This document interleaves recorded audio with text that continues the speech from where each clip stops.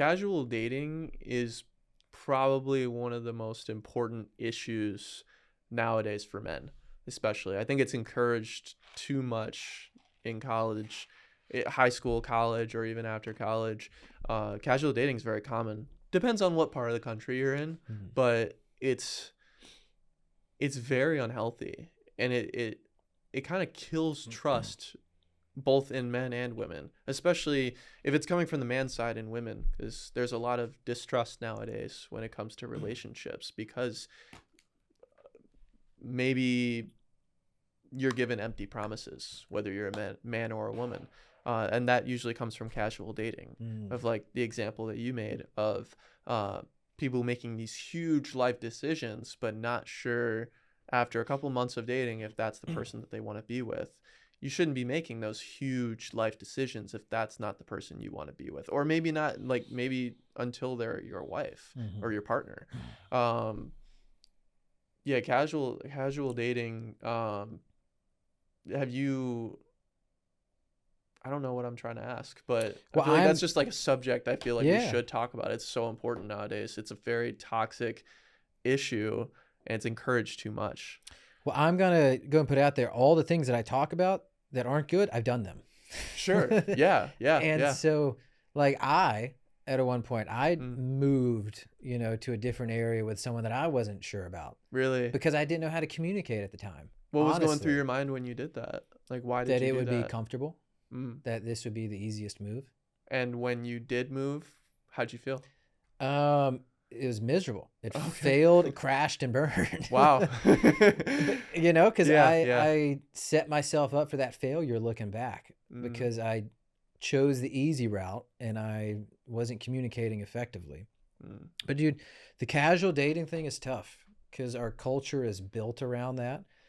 And I mean, I think there's good and bad to it, right? Like, let's put a few different, like there's casual dating and then there's like sleeping around.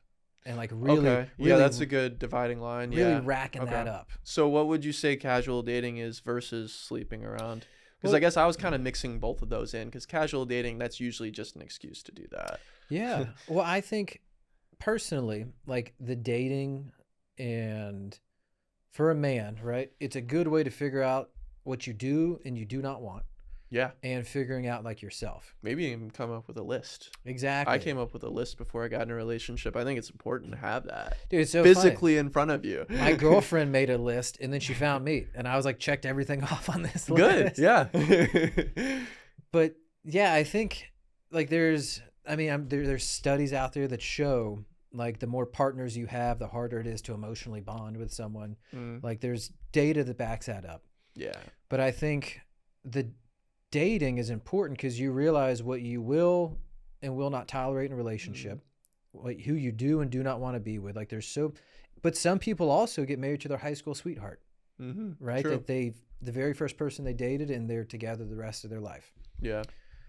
So it's really a case by case scenario, but the dating aspect really helps you figure out who you want to be with, because the whole end goal of dating is to eventually marry someone.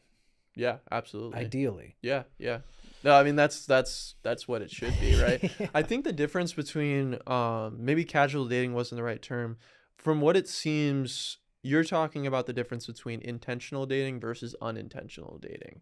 Like the intentional dating is having that list, taking that dating period and figuring out if this is the person that you want to be with forever.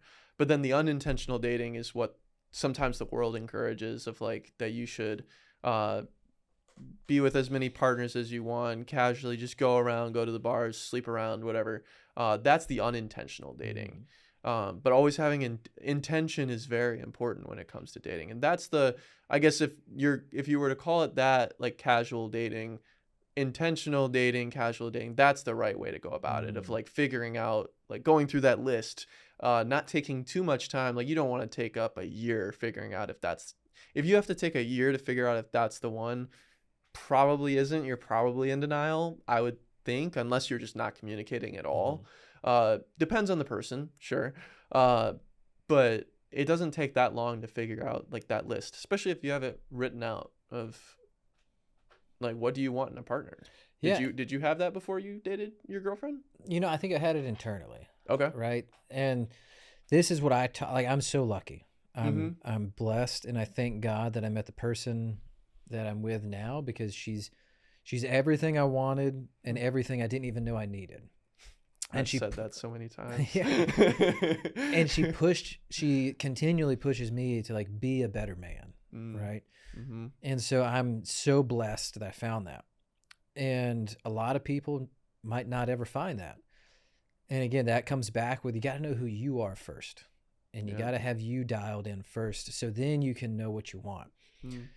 And I've talked to a lot of guys that they're in these little relationships, and they're like, okay, she's got these red flags, this, and this, but she's also got this, and this. I'm like, hey, bro, you're only in this relationship maybe a year or less. My advice, break up with her. Cut ties, because there are so many people out there. And if someone has all these red flags and things that are not aligned with you, if they're willing to work on them because they're also dissatisfied with those things, that's one thing. Yeah. You can work on that together.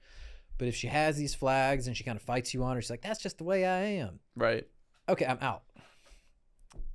And so, yeah, man, I think having that checklist makes it easier to be able to check out whenever you meet somebody. And I tell you, there's so many people out there. You don't have to settle for like someone who maybe checks half these boxes. It depends on what the boxes are too, because some people have the wrong intention or idea of red flags. Oh yeah, like don't have the boxes like he has to be 6 foot tall and makes $200,000 a year. Like those aren't the boxes we're talking about. No, those aren't the boxes we're talking about. I would say, and I guess we can go back and forth on this, of like the most important things as a man, coming from the man's perspective, when looking for a woman is, like you said, does she make me a better man? Does she keep you accountable? I think that's really important. Does she, do you guys have good communication? That's a great green flag to look for.